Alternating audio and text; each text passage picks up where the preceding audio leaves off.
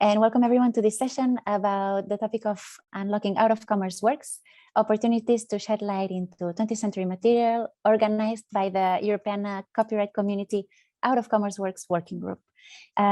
Just a quick note that this is a session about the legal side of things, not necessarily about the content editorial side of out-of-commerce works. So a heads up for if anyone was coming into this session with another idea. Next slide, please. So the goal for this session is to give you information, raise awareness, and build, hopefully help you build your capacity to be able to use another legal tool that is now at your disposal to help you remove copyright barriers, to be able to more successfully disseminate out-of-commerce works. Why specifically this topic? That's so because there has been this legal change at the European Union level that is now being translated into the legislations of various member states, so that there's a great opportunity to make copyright less of a problem in your dissemination activities of certain types of materials. And we want to make you aware of this change so that hopefully it can help you in your own activities. Next slide, please. So this session will be organized around a general introduction that I will do myself about what this new legal system actually looks like. And then I'll hand it over to Martin Zijnstra, who is the copyright coordinator for the Netherlands Association for the Archive Sector. I'll introduce him again later on. He'll be talking about what the situation looks like in the Netherlands on this specific topic. Then it will be over to Naomi Kern, a PhD researcher at the University of Edinburgh and CEO at Naomi Kern Associates, who will be sharing some more practical examples of how you may want to use this system, and will be introducing a resource that we have created at the Out-of-Commerce Works Working Group. And then last but not least, I'll hand it over to Catherine Starkey from the International Federation of Reproduction Rights Organizations, who represented a very important stakeholder in this conversation. So she will be talking about how to work together and collaborate. Next slide, please.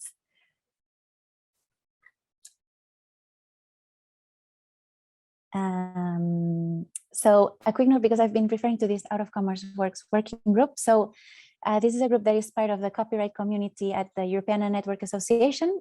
We are a group of professionals interested on the topic of out-of-commerce works that come together with the objective of raising awareness of this new possibility and creating some resources to make it easier for cultural heritage professionals to enjoy these new possibilities.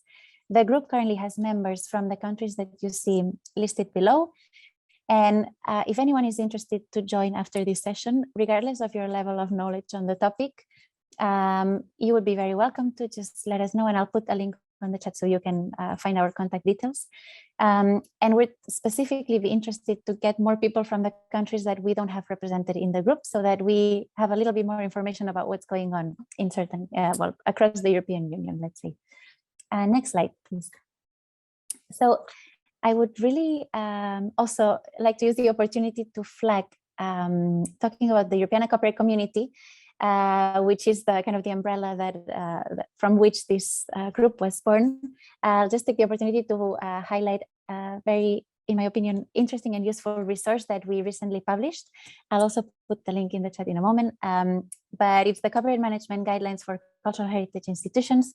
I assume some of you in this session, because you're interested on the topic, might also be interested on this tool, so you can check it out, and hopefully it will help you streamline copyright conversations and practices in your organization. Next slide, please. So I would also be interested, before we dive into the detail, in understanding a little bit who we have in the room. So, first question to all of you. I would be interested to know if I can get a raise of hands or a virtual hand if you are your camera is off, if you have never ever heard about this topic, the topic of out-of-commerce works from a legal perspective. So if I can get a raise of hands, so far I don't see any hands raised. So I assume everyone has heard about this topic already. That's really nice, good to know. Okay, and Annie does a thumbs up. Okay, so and then among those of you in the audience, does anyone work specifically for a cultural heritage institution? If I can also get a raise of hands or of a virtual hand. I see 2 virtual hands, 3. Okay, and a couple of thumbs up. Okay, so we've got at least 5 professionals that work specifically at a cultural heritage institution. Any of you works in one of the countries that you can see listed on the screen? If you can also like leave your hand up or raise your hand if you haven't. Okay, it appears like some of you work in a cultural heritage institution and in one of the countries listed on the screen. So these are the countries where this new legal solution is kind of effectively in place. And I think hopefully this session will be particularly interesting for you because you can already start using it. And hopefully it will be interesting to everyone else as well. If I can get the next slide, please. Okay, so now diving into the detail of what this legal solution looks like and the opportunities that it might represent for you.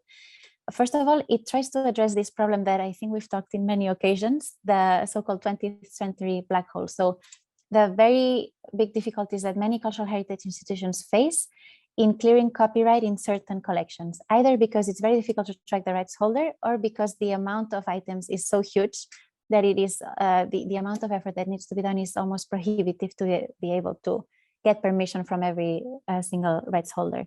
The result of this copyright problem is that many works are simply not shared online beyond the kind of the building of the cultural heritage institution because of these copyright challenges. And this is what has led to the so-called 20th century black hole. You can see on the screen an analysis that was done back in 2015 of data available on Europeana that shows that that illustrates this gap in especially 20th century material due to this copyright challenge in Europeana. Next slide, please. So there have been many attempts to address this problem, policy attempts, practical attempts, and also some legislation has been adopted. For example, back in 2012, the European Union institutions adopted the Orphan Works Directive. So that was a directive that created an exception to the general rule of copyright by which you always need permission, that allowed cultural heritage institutions to disseminate orphan works without needing permission from every single rights holder. For various reasons, the directive turned out to be rather challenging to use for many cultural heritage institutions. Some could successfully use it, but many others found it very difficult. It was full of limitations and restrictions and conditions that created a burden that was too big for the cultural heritage institution. So later on, next slide, please. In 2016, the European Commission brought forward a proposal for a directive on copyright in the digital single market. In this case, it was a directive that touched upon many different topics. But again, the directive acknowledged that the problem, this copyright challenge that we were talking about, still remained, that it was very difficult for cultural heritage institutions to obtain permission from individual rights holders, and that it was therefore necessary to provide for measures to solve this problem, and not practical measures, in this case, legislative measures. Next slide, please.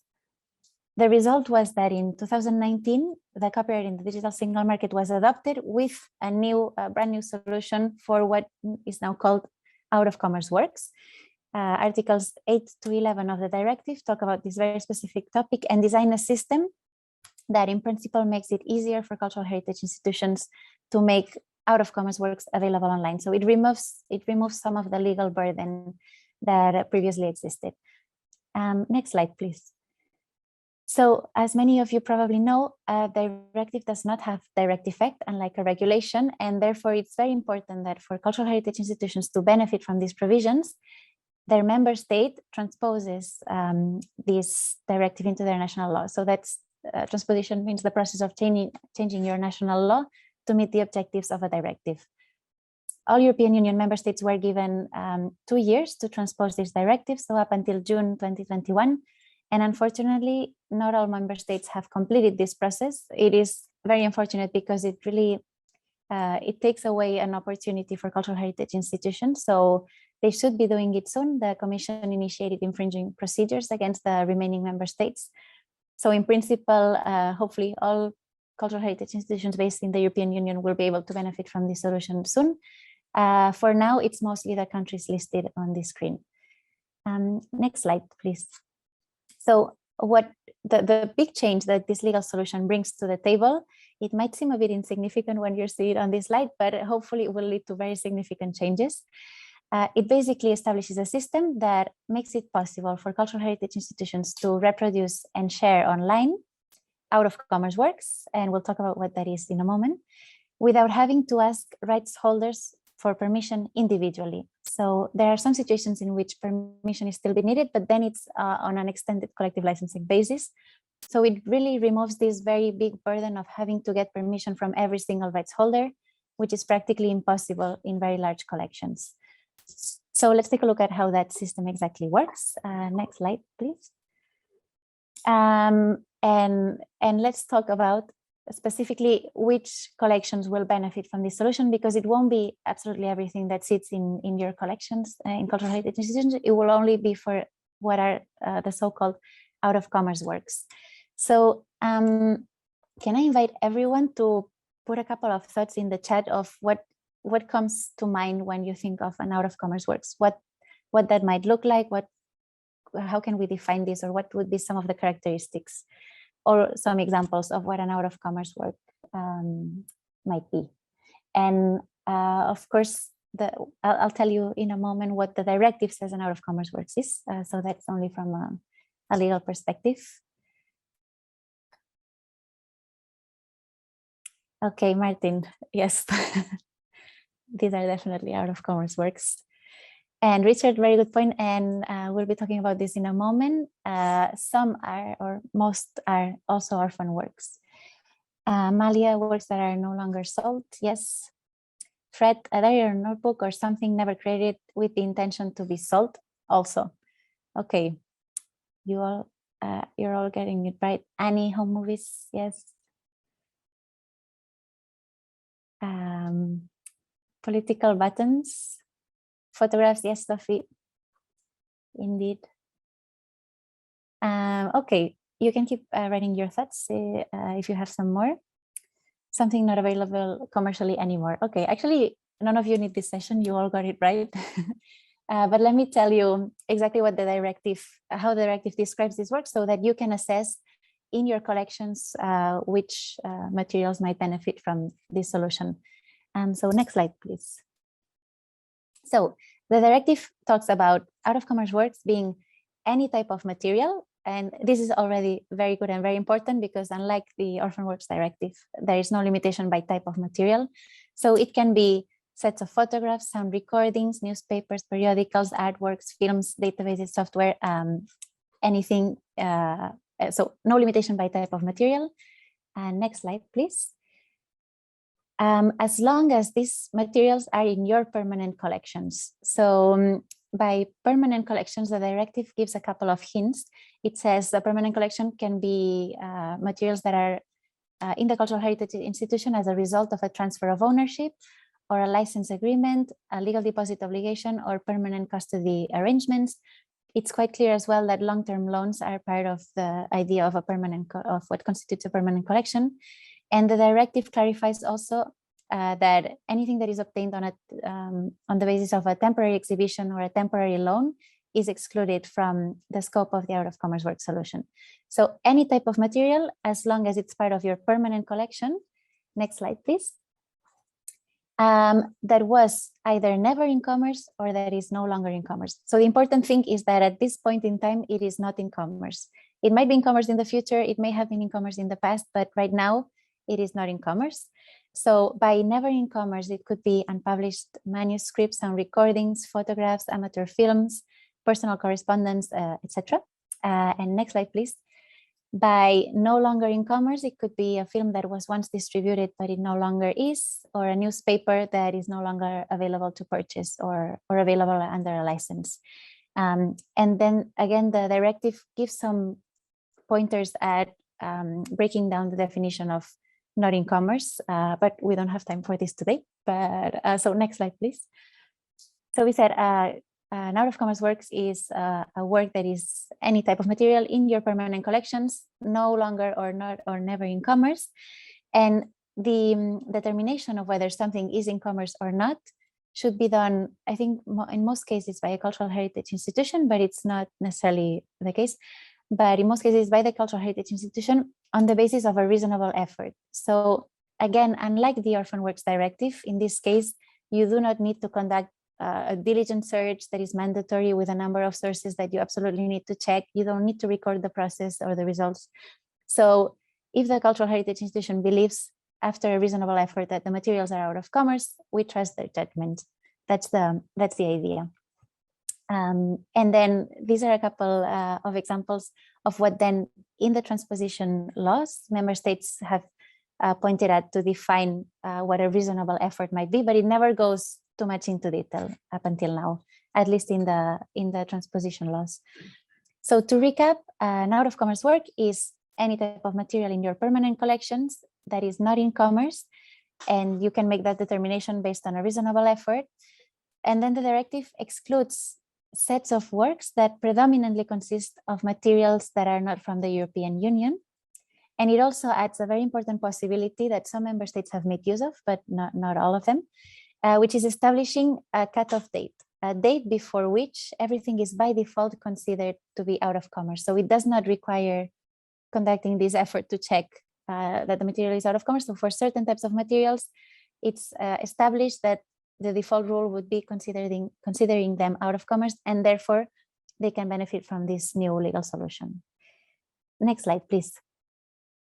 Okay, and this is just a very quick question, probably from those of you who raised the hand at the beginning and said that you work in a cultural heritage institution. I would be very interested to know if from this very quick definition, you consider that you do deal with some of these materials, so materials that would potentially benefit from this solution. Maybe I can get if I can get another raise of hands or of virtual hands. Okay, that's great. We have Richard, Amalia, Fred, and Tim as well, Annie. Okay. And MMS. Okay, but that's okay, already really good and very promising. Hopefully this will be useful for your activities. Next slide, please. Then it's never as simple as it could be, but it is simple. Like I don't want to give the impression that it's a complicated system to use, but there's a couple more conditions that a cultural heritage institution needs to check before completing the process and being able to enjoy this new legal solution.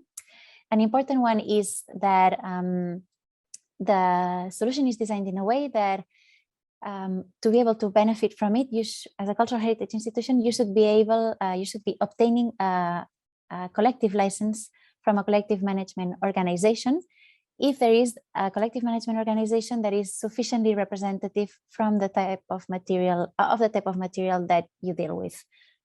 In these circumstances, you would obtain a license from them. And what's new after the directive is that these collective management organizations are entitled to give licenses for materials that are not in their repertoire. So they have an extended representation effect.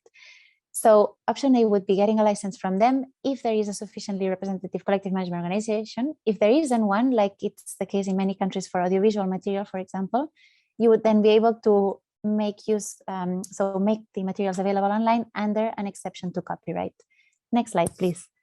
So generally, to recap, the system is in your cultural heritage institution, you have a collection of materials that are most likely to be in copyright. If they're not in copyright, you don't need to be dealing with all of this. They're in the public domain and you can go ahead and use them. But they're most likely in copyright. You have difficulties in clearing rights. So if you're considering using this system, the first question you should ask is this a collection of out-of-commerce works, according to the definition that we just talked about? If it is, then the question would be, is there a representative collective management organization for this type of materials and the rights that I need? If there is one, then you would go and negotiate a license with the collective management organization. Hopefully you conclude the license, and then you can publish the materials under the terms of the license. If there is no sufficiently representative collective management organization, then you would instead publish the materials benefiting from an exception to copyright. So no need to negotiate a license with anyone. And there is one last step that in both occasions you would have to go through, which is publishing online information about the data set that you intend to make available online, via a special portal designed for this specific system. Next slide, please. So this portal is the European Union intellectual property organization, well, run by this organization portal. It's an out-of-commerce works portal through which cultural heritage institutions would be sending information to publicize their intention to make these materials available online via their own website or Europeana, hopefully.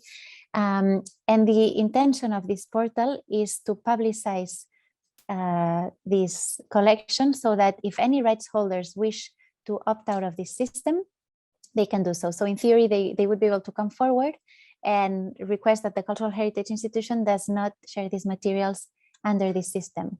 The information needs to be there for 6 months before you can start sharing the materials through your own portal, through your own website, etc. And it's quite unlikely that any rights holders would opt out. It was very rare for the orphan works materials in general, but it may happen, and I guess it's only fair that they have the choice if they have an interest in being able to exploit this on their own. There is no remuneration or compensation due to rights holders who opt out, which is also very important. So next slide. Then just to recap, a quick note that the out-of-commerce works solution is one of the various solutions that you have at hand when you clear rights. So if you can make a public domain determination, that's very good, and it will allow you to use materials in many more ways. So that's an option you could go for. If the orphan work solution worked for you, you can still use it, it's still there. If your institution has developed a risk-managed approach that works for you, that's also something you can continue doing. But if none of these solutions work, then, or if you feel it more interesting to go via this other route, the out-of-commerce works provisions are another possibility that you can work with. Next slide, please. So that's it for me. And I invite everyone to post questions on the chat anytime, or if you'd rather say them out loud, raise your hand as well. In the meantime, I'll hand it over to Martin Zijnstra, who is the copyright coordinator for the Netherlands Association for the Archive Sector, and also a member of the Out-of-Commerce Works Working Group at Europeana.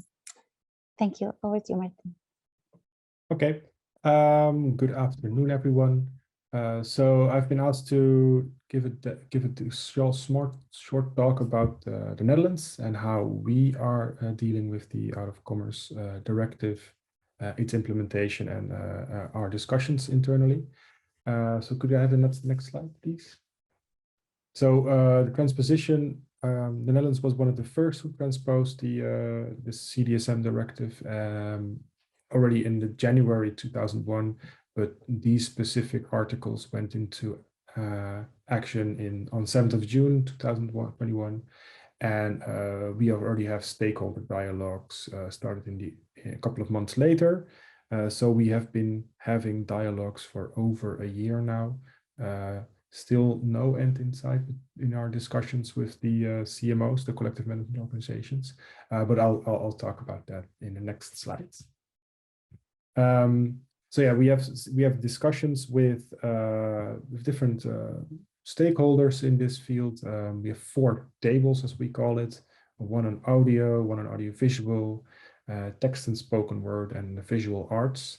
These are the main distinctions that we made in discussions with our Ministry of Culture, and each of these have specific heritage institutions attached to the types of work, and specific collective management organizations who could provide a license to these types of works. So each of them are independently discussing various topics on the dialogues. The next slide, please.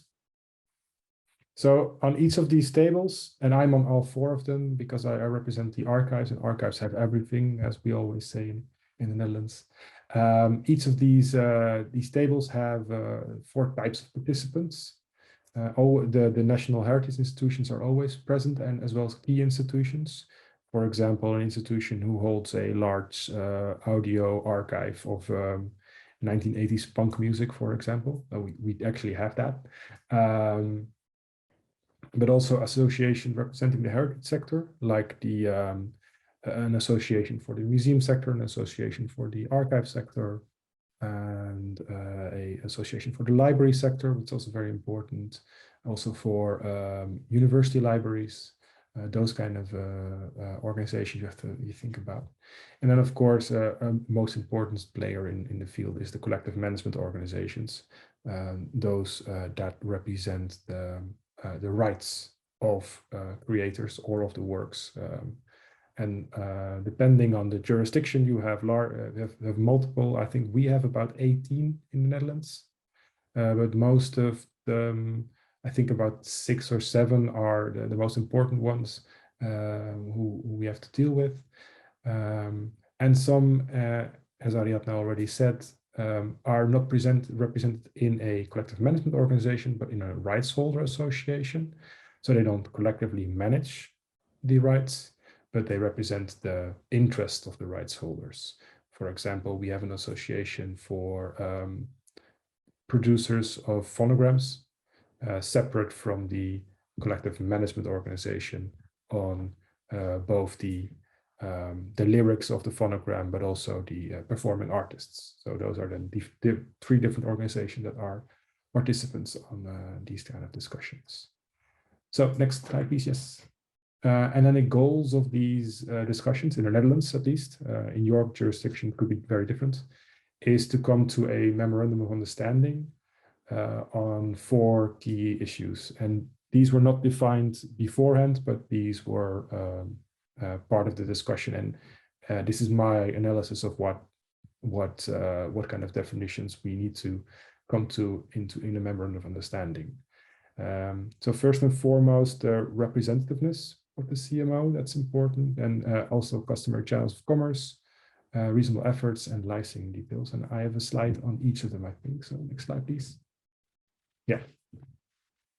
So the representativeness of a CMO, as Ariadna already said, if there is no CMO for a particular type of work, then the fallback exception copyright can be used. Otherwise, you need to have a license from a CMO. If the CMO is not willing to provide a license, or if you cannot come to an arrangement, then you cannot use the out-of-commerce work. You need to use different means to get to a conclusion on how to publish those out-of-commerce works. So, and then I think it's important. One of the things that we say often in our discussions, and that there are still a discussion with the CMOs, is that the heritage institutions believe that when a work has never been in commerce or were never made to be commercially exploited, also should not have a representative CMO, because the CMO represents the economic rights or the economic exploitation of a work, and not all works are meant for economic exploitation. So you cannot be a representative CMO for a type of work that is not being economically exploited. So for example, similar to what in the chat, punk music from the 1980s, amateur punk music, business reports, internal corporate movies, but some of the things that you already also said, some photo albums from families, for example, those are not part of the mission of, according to us, right? But for the mission of a CMO that represents similar works, but that were used in commerce. Next slide, please. So then, to be able to determine whether a work is out of commerce, you have to look at the customary channels and see if the work still is still used in the customary channels. This is a very difficult discussion because works are used in commerce in very different ways, and also depends on the type of work. For example, in the audio discussions that we have, we come to an agreement to check the large streaming platforms like Spotify, Deezer, which is I don't know if it's an international platform, and also YouTube. But for written words and spoken words, it's very difficult to determine if that work is still used in commerce. So that's a difficult discussion. What I would like to give to you from our perspective here is that if you're having discussions, please don't go to fixed lists of customer channels of commerce, because that was one of the downfalls of the Orphan Works Directive, as Ariadna already said. If you have a fixed list that you need to check, then it becomes a large administrative burden to check those. So if you're having discussions with your CMO, please keep away from fixed lists of customer channels of commerce. And additionally, if you are looking at customer channels of commerce and have exemplary lists, also see if you can actually use them to check whether a work still is still on that platform. So for example, if you want to search something on YouTube, you will probably given any search query, you will always get a hit. So then you have to do really a check per work if something is still available, which it doesn't work. On Spotify, it's easier to check because you can actually check for a specific work. And even if a platform doesn't have an API or exports of their works, then it's also difficult to find the customer channel of work. So that's one of the things that we found as well. Next slide, please. So then on reasonable effort, here, the thing that I want to give to you is that the reasonable effort should be determined by the heritage institution and not by the license or the CMO. So it shouldn't be determined by the discussion with the CMO, because a reasonable effort should not be an administrative burden. If it's a too large administrative burden, then you will probably not use the license options that you have available, and that really hinders the making available of our history, and we'll keep that 20th century gap in place. Next slide, please. And then licensing, that's I think the most difficult part. In the Netherlands, we are not as far as having a license in place in one of the fields. We are close with the audiovisual works. We are nearing with some music works, not all audio works, but specifically music works. We are very far away, I think, for written works and artistic works, visual works. Here, I would like to give you some takeaways. It really depends. The licensing depends on how your sector works. For example, in the Netherlands, we have to explain to the CMO that our incomes are based on subsidies. So we cannot provide a stable fee every year, which increases for the type of work. So that should be taken into account when trying to get a licensing deal. Of course, understanding that that CMOs have a different way of operating. So that's really a discussion that you have to have. Then you have to look in how the fallback exception works. The fallback exceptions allows the work to be published on any non-commercial website, whereas there's no such broad possibility in the license. So the license could be more restrictive than the fallback exception. So be mindful of that the license, ideally the license should not be more limited than the fallback exception. And then finally, we have one case where the CMO says that the licensing costs could be as low as €0. So even though you have a license, it doesn't mean you have to pay for the license if you come to agreement with the CMO. So in very specific types of works, you can make an agreement like, all right, we're licensing this because we have to, but we understand that there are no economic benefits for the creators of this work or the rights holders of this work. So So the licensing fees are set to 0. Okay, next slides. So our stakeholder dialogues work for the Netherlands because we have specific Dutch words for these kind of things. We like to talk. Dutch always like to talk.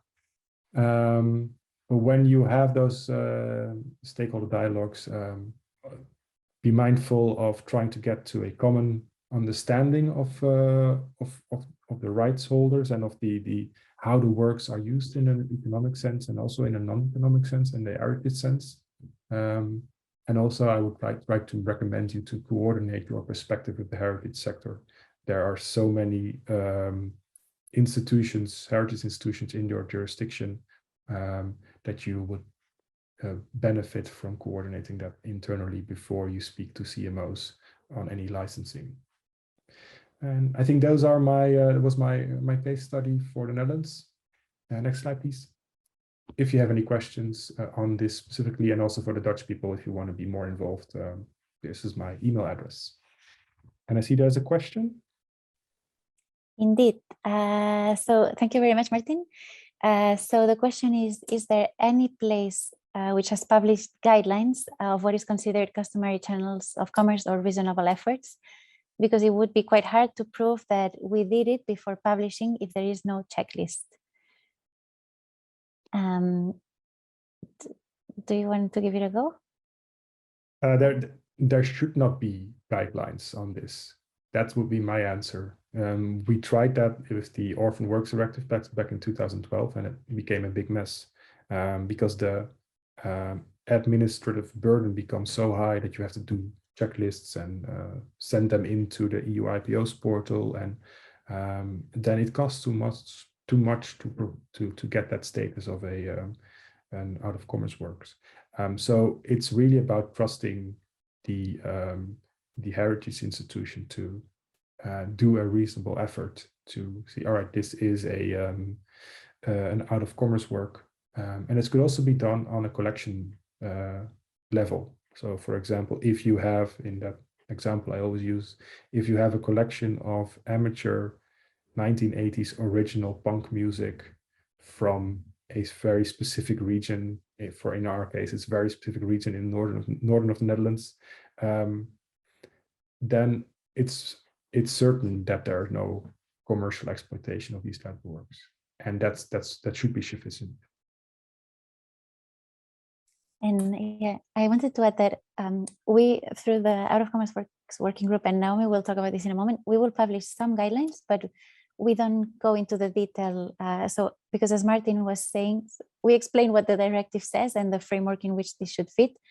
But as Martin was saying, it's very dangerous to get trapped in the idea that certain sources need to be checked, and then it is considered that a reasonable effort was done, because then that adds some additional administrative obligations, and we highly encourage you to move away from that. And by the way, no one should challenge.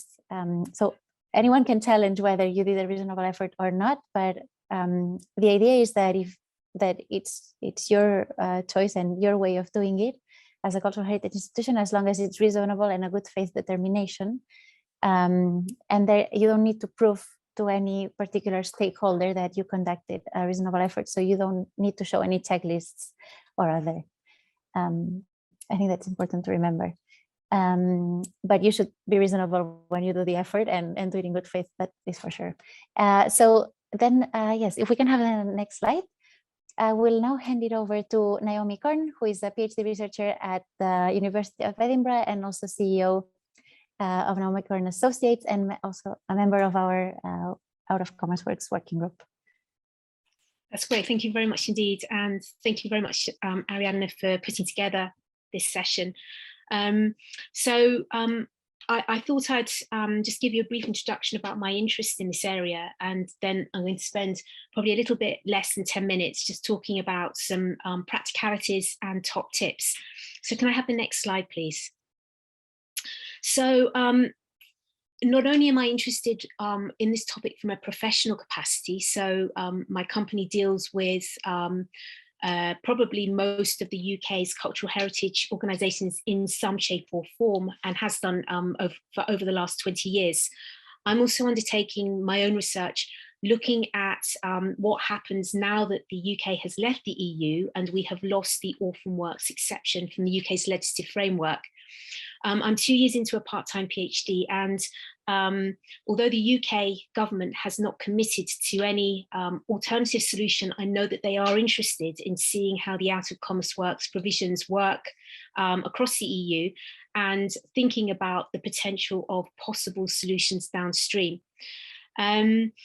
So that's sort of my research interest. The out of commerce works provisions are a key area to look at for us in the UK, and I'm very grateful to the Europeana Out of Commerce Works Working Group for involving me and for input into that. So can I have the next slide, please? I'm going to introduce to you, to start with, some of the work that the working group has been involved in. I've noted that there are various members of the working group on this presentation today. So collectively, apart from having very important conversations about the out of commerce work provisions, we have also collectively drafted 18 questions, which have been led by Ariadna and involve a lot of her input into putting them together.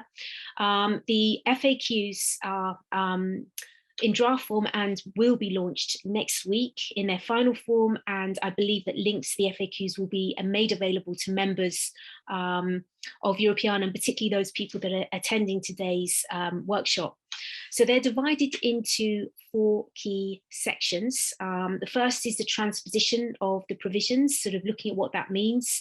As Ariadna has said, they're general and are intended as a guide to help you understand the overall input of these provisions, and to provide you with a framework to take forward, whether it's a transposition or some of the details in your own countries.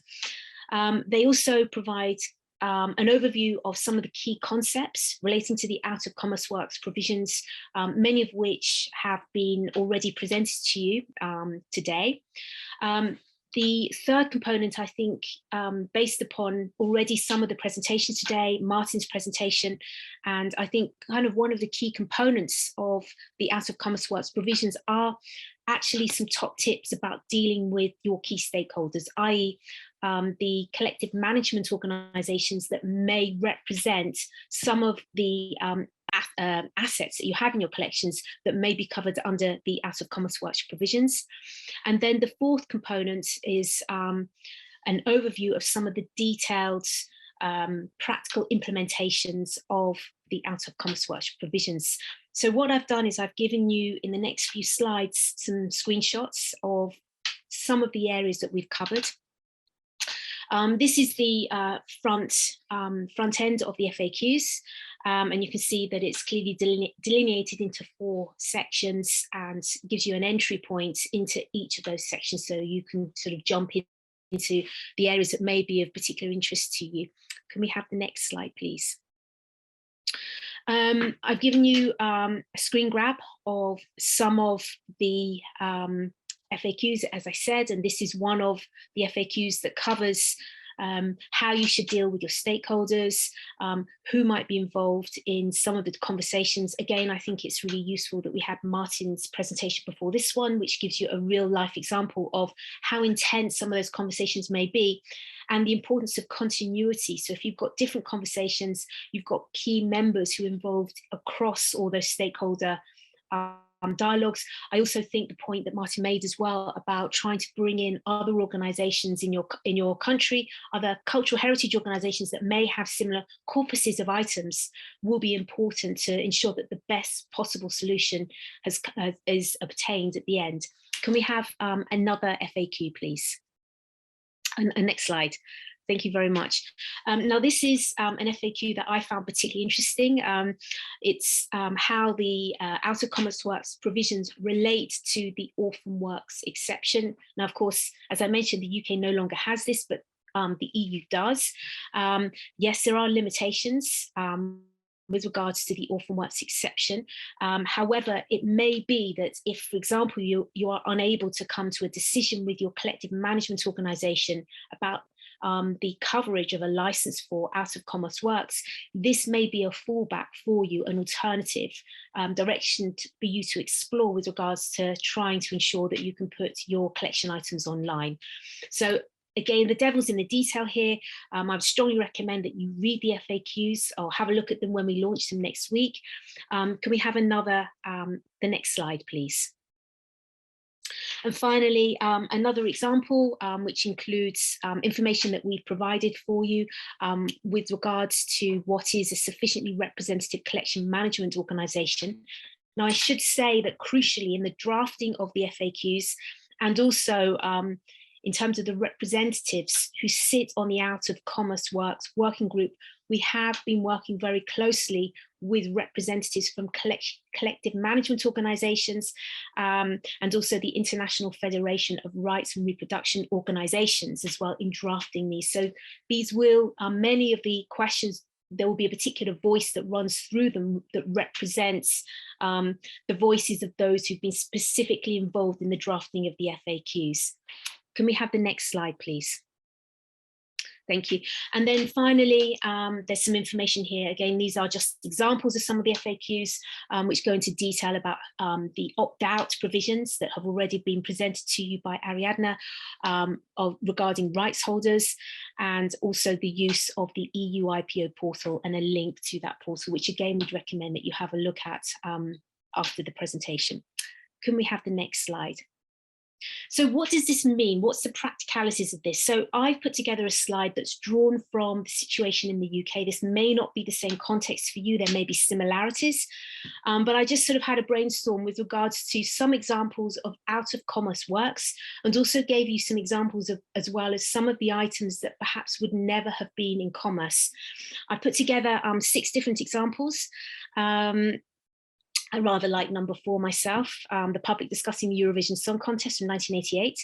And then what I did was I looked at the FAQs, I looked at the EU IPO database and the conclusions that I came to. So can we have the next slide, please? Okay, so based upon the 6 items that I've given you, and based upon the context in the UK, I believe that numbers 1, 2, 3, and numbers 1 and 2 and 3 would be candidates for a license with a collective management organisation. I know that in the UK, we have organisations that do represent these types of rights holders for this type of context. And if we were to be lucky enough to have these provisions put into UK law, I would hope that we would have conversations with a CMO in order to secure a licence. Numbers 4, 5, and 6, it is my belief and my understanding that we would not have a collective management organisation that would be able to represent the items that I have given you examples of, and therefore in the UK, if we were to have the Out of Commerce Works provisions, we could use the exception in order to make these items publicly available. Again, this would all be predicated upon your own context, but this is my evaluation of what we would have, a lot of hypotheticals here in the UK. Okay, could we have the next slide, please? So I know that time is pressing, and I put together 9 top tips that at this particular point, I believe will be helpful for you in putting together a pathway for your transposition and then your effective use of the Out of Commerce Works provisions. So my first point, and I cannot say this enough, is to give yourselves time. You may have noted from Ariadna's presentation that you will need, wherever you go in terms of a license or an exception, you will need to publish on the EU IPO database for 6 months your intention to use that particular work. So you'll need at least 6 months. But if you also add to that time that it's likely to take for you in terms of your conversations with a collective management organisation, coming to an agreement, and Martin has also given us a heads up that it does take time, and any changes that might happen, say, for example, the outside chance that a rights holder comes forward and you need to use a different item, you will need a much longer period of time from beginning to end in order to fully optimise the Out of Commerce Works provisions.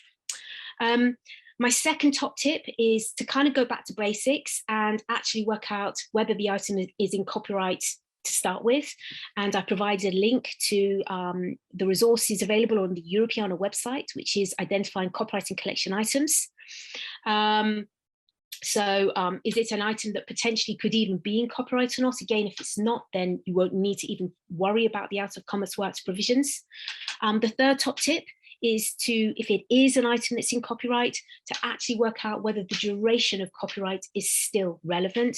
Again, I've flagged you to the Europeana public domain tool for calculating the duration of copyright. There are other places you can go to as well. My fourth top tip is to review, if you haven't done so already, the FAQs, and just make sure that you are familiar with the outline of how the out of commerce works provisions work. I can actually see that 4 and 5 are 1, so in fact there are 8 top tips. Anyway, so number 5, which is listed as number 6, should be, if it is within scope, please have those conversations with your CMO, build the relationship up with them, understand their perspective, convey your perspective. I think, again, Martin's presentation was excellent in giving some of the sort of real life issues that you might encounter, but the CMO will be there to help you. And also it's within their interests that they only represent the rights holders that they actually can represent. Depending upon the outcome and depending upon whether you can use the exception or use a license and secure a license, share the details on the Out of Commerce Works portal. I do believe it's important that you document your decisions internally, and I also do think it's important that you put a note in terms of the reasonable effort that you have undertaken. If nothing else, this is an important piece of internal knowledge management and will be something that you may need to draw on in the future for your own records and own understanding. And finally, use the Europeana rights statement. So those are some top tips and sort of practical implementation. So I hope that this is useful, and if you have any questions, then I'm very happy to answer them in the chat box. Thank you. Thank you so much, Naomi. Always super insightful and practical. This was very interesting. Just a quick note that, as Naomi pointed out, we will be publishing these FAQs very shortly. So in principle, they'll be available from next week on a website that I can already share with you. So it's the Out of Commerce Works working group landing page. So if you refresh it from Monday next week, you should have the FAQs. And in any case, we will be sharing them through the copyright community newsletter, like mailing list, and on Twitter. So, and with everyone who's joined this session as well, we'll, I think through Network Tables, the programming tool, we will have your names available. So we can email you the FAQs. And then we kept our last speaker, Catherine Starkey, waiting, she's there, great. And I have to say, well, Catherine represents the collective management organizations through, well, a certain type of collective management organizations through IFRO. I have to say, Catherine and also Anne Bergman, who is in this call, have been very constructive. They've been joining our calls and giving a lot of input, contributing to the FAQs. Even though we sometimes disagree on certain points, they've done a great effort to bring our positions together. And that's something that is very important also at the national level when you have conversations with collective management organizations. So I want to hand it over to Catherine to give you some of her points of view on this topic. Thank you very much, Ariadna. I noticed that we don't have much time left, so I'll try and shorten a bit what I was going to say. Yeah, so first, thank you so much, Ariadna, for organising for this and for all your work in the working group. We really appreciate it. Maybe a quick word about IFRO before starting. IFRO is the international network for national collective management organisations in the publishing sector and national and international associations of creators and publishers across the world. So we have 156 members in 80 countries. Out of Commerce Works licensing is an important topic for us and for our members, and many of them are engaged in licensing schemes for Out of Commerce Works. So we believe, like you do, Ariadna, that this collaborative approach is important, and it helps us to get a better understanding of our individual perspectives, and we welcome this joint awareness raising. So I really wanted to talk today about the role of CMOs, the importance of trust in the system and collaboration with collective, with cultural heritage institutions. Some of our CMO members were already licensing out of commerce works before the discussions on this new copyright directive. And the directive now introduces measures. So all member states now will have legal mechanisms in place allowing for collective licensing by representative CMOs for uses of out of commerce works by the cultural heritage institutions. And like Europeana, we wanted to provide information that would help our members to better understand the directive and to guide them on some of the practical aspects.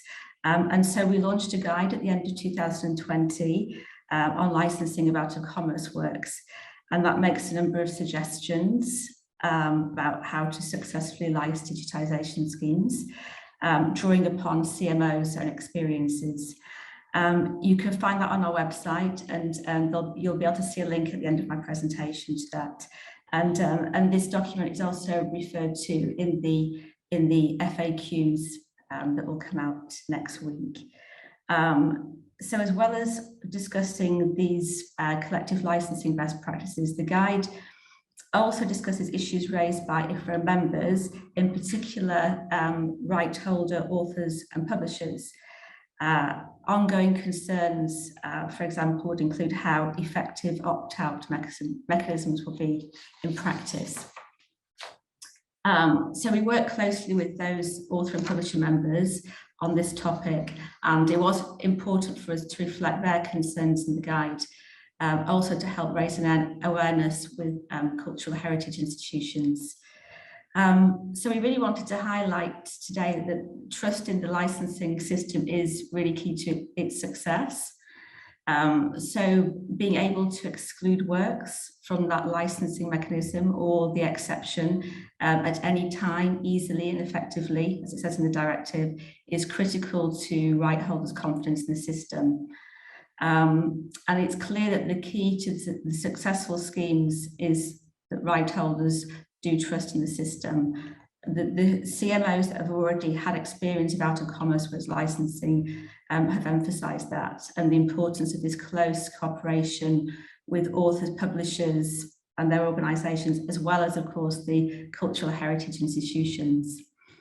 And all that actually just reinforces the importance of having these national stakeholder dialogues that allow for these sector-specific concerns to be properly taken into account. We also wanted to mention that we support the approach in this. There was a memorandum of understanding agreed in 2011, which shows how long this topic's been discussed for, and it was signed by IFRO and some of our members and European library associations, as well as the Commission's former Internal Market Commissioner. And this MOU basically advises that a CHI is initiating an out of commerce works project engages with right holders and the licensing CMO before starting the project. And the reasons for supporting that collaborative approach is that it enables time for licenses to be negotiated, and also if a license can't be negotiated, then it just saves administrative costs and effort. I wanted to say something about the collaboration between the cultural heritage institutions and collective management organisations. As we know, it's taken some time for member states to start transposing the directive, and that means that we're probably not as far ahead as we all hoped we would be by now in terms of licenses being negotiated, because there simply isn't even legislation in any countries still. But we were happy to hear that at the end of June 2022, a license was agreed by one of our members, Lita, in Slovakia, so between them and the Slovak National Library, and that will come into effect in January 2023. And that is available publicly as well as this license. And we understand that several of our members are now in that process of negotiating licensing agreements, or they do plan to do so once they have the legislation in place in their country. A great example, I think, of a good collaboration is in Germany, where the German National Library is working together with our members VG Ward and VG Build Kunst on an initiative towards having fully automated workflows for easy licensing in large digitization projects. This is great, of course, in itself, but also because other CMOs and other cultural heritage institutions can hopefully ultimately benefit from this collaboration. And as more member states transpose the directive, we're hoping that we're going to be hearing many more stories about great digitisation projects. Just very briefly, if we're talking about collaboration, we also thought it was important to mention the EU IPO, because both IFRO and our members and Europeana have worked very closely with the EU IPO as it's been developing the portal. And it has developed user guides. There's one for CMOs and cultural heritage institutions. There's also another one for rights holders and public users. And we've had very positive feedback from our members about those guides in just explaining how the portal works and the interaction. So it's probably worth having a look. Just a quick word about our work going forward. Part of our work at IFRO is to facilitate the sharing of licensing best practices. And we have a small group of CMO members who've been discussing practical licensing solutions that could be ultimately shared to the benefit of others. One area that we're going to be looking closely into in the months ahead is how the inclusion of foreign works, for example, in national digitisation projects could potentially be achieved by using bilateral agreements between CMOs. And we're continuing just to discuss with our broader membership because, yeah, there are always new developments, and yeah, it's important for us to be aware of basically the concerns that are rising, and also the positive stories, of course, that we want to hear about. So basically, we look forward to continuing our work with Europeana, with our members, with the EU IPO and other stakeholders. And let's hope the system is the success that we all want it to be. And if we can have the slide just showing the link to our guide, there it is. Thank you very much. Thank you so much, Catherine. This is some really nice words to end with. And I just wanted to also put the link to your guide in the, I don't know if this is the right link, but a landing page about Out of Commerce Works from me for that where people can also find the guide. We've extended the session, like we're over time for a couple of minutes. Anyone who needs to leave is very welcome to. I think Tim had a question that has more or less been answered. Is that correct? And there was a very good question from Anne. I will read it out loud in case anyone has any particular thoughts. If I can find it. So a question to all. The Commission this morning has mentioned the need to enforce digitization sobriety in view of the environmental impact of digitization. How can Europeana help avoid the application of digitization of identical works? Thank you. I don't know if anyone has any immediate thoughts, and otherwise it's something to definitely think about.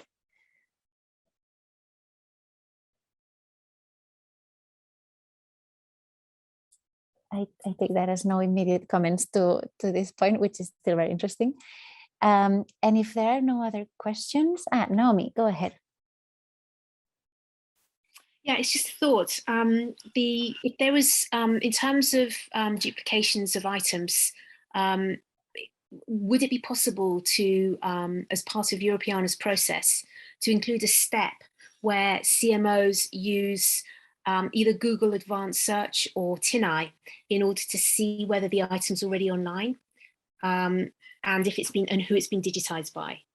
So whether that might be a role that Europeana could take, perhaps.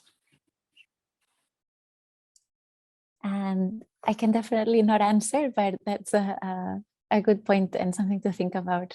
Thanks, Naomi. Something to consider as well in the future with other colleagues, I think. Okay, I see no other questions for now. I hope this session was interesting for everyone. And you can find all of our contact details in the landing page of the Out of Commerce Works working group that I posted earlier at some point. So if you have any further questions, you can reach out to us, and you will be receiving news from us when the Out of Commerce Works FAQs are published in any case.